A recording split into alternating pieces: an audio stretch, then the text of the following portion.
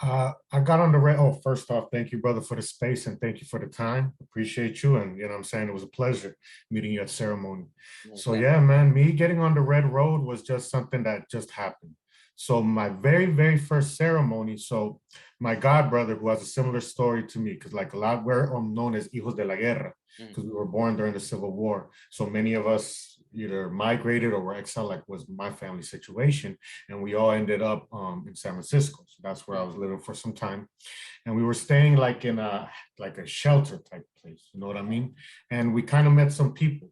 So a person that I became very close with, my god brother, he ended up marrying a woman from Yucatan. mm, And if you know anything about the history of Yucatan, they're predominantly Mayan.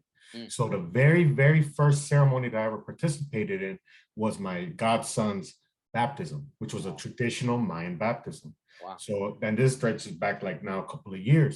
So Mm, that was my very first ceremony. That's kind of how I got connected. And then I ended up getting connected in El Centro Cultural de Techanti, which is in MacArthur Park in Los Angeles. oh, wow. So I actually went to a Nahuatl class there. And I met Quetzpali, who was the Tamashtiani at the time, teaching Nahuatl Pipil, which is actually a class I just came from. I Oh, just had a class. Yeah, we're doing the classes on Mondays and Tuesdays from 5 to 7 over there, which is, no, sorry, from 6 to 8 over there, which is 5 to 7 over here. So I literally just got out of the class. oh, wow. And so that's what happened. I was in the Techanti Center in MacArthur Park, and we were studying Nahuatl Pipil. So Nahuatl is something that's taught, for example, in Mexico, but Nahuatl Pipil is a specific type of dialect native of what is Cuscatan. And Cuscatan, what that means is a tierra de collares, or the land of necklaces. Mm, So learning some of that history, that's how I got pretty much immersed into the culture and immersed into the Red Road. From there, my Tamastiani Soquetzpali, he took me to my very first Temascal, my very first sweat lodge. mm. And this was actually in Santa Paula with the Hummingbird Circle. Oh, wow. And yeah, so from there, I did my very, very first lodge. And like many people have stories about how the lodge was for them their very first time. My very first time, I literally thought I was gonna die. You know what I mean? Yeah, but I gotta keep it real. Hey, same here. Same Yeah. here. It's funny, just real quick, not to cut you off, but like my very first sweat happened to be on the hottest day of the year that year.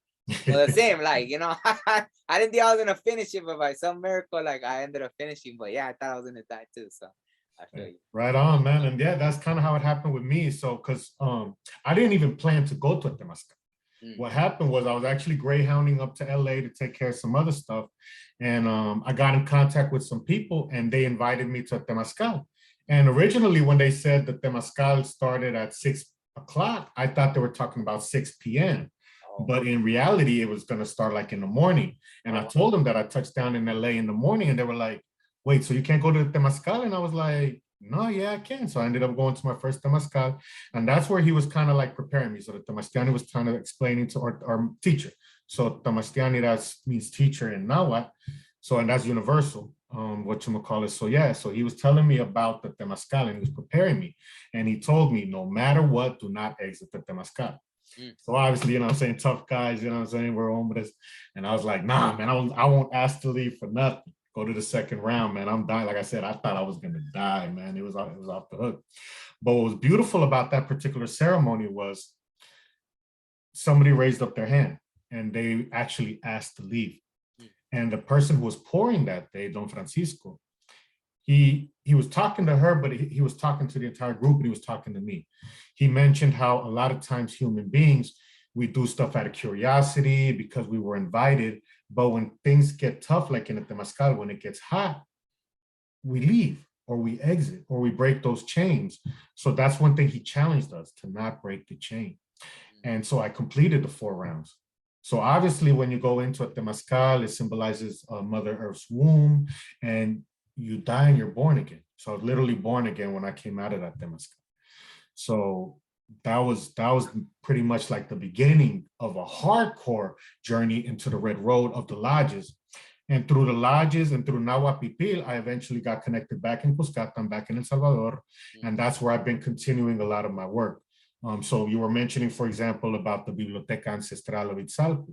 So Yeah. that's an ancestral library where, so for example, to put things in a context, Nahuatl is only spoken by roughly about 200, I tell people generously 300 people or less, Wow. but a lot of people estimate that only 200 people or less still speak that language. So that's why it's important. For example, that's the importance of the Biblioteca Ancestral in Izalco, because we're working with the children. Because when the elders die, what will happen with the culture? What will happen with the language? So that's where we're teaching the youngsters so that they could keep everything, you know what I'm saying, thriving and alive. Yeah, got the song right here I want to sing for you. I hope you get the message. Listen up. No more, no more, no more. No more, no more, no more. No more, no more, no more. No more, no more, no more.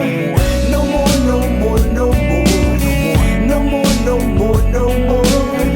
No more, no more, no more. No more, no more, no more. Sometimes this life is complicated. You're feeling let down, fed up, and frustrated. But I'ma demonstrate to you, yeah, to you, but there's a will, there's a way. Cause I ain't never thought I'd live to see this day. But hey, look, I'ma keep on pushing on, being strong. If not for me, then for the next generation. Cause look at what they're facing, man, it ain't looking pretty. These greedy two-pay wearing out to stop there. Cause the truth is they scared, yeah, they hiding. And ruling this world from their high castles. Yeah, they high castles, I'ma battle this out and punch them in them out. With this knowledge dedicated to the masses, so hear me out. Cause I do sure hope that you make this world better. Cause I guarantee you they ain't gonna do it, stop there. It's time to activate your activism and show them you do more than simply post cool quotes on your media page. And you can feel my rage. Yeah, you know sometimes you gotta speak up. Don't die in silence, the time is now. Yeah, so I'm go and find. Yeah, that's right. Yeah, sometimes you just feeling it, you know what I'm saying? You just feeling it.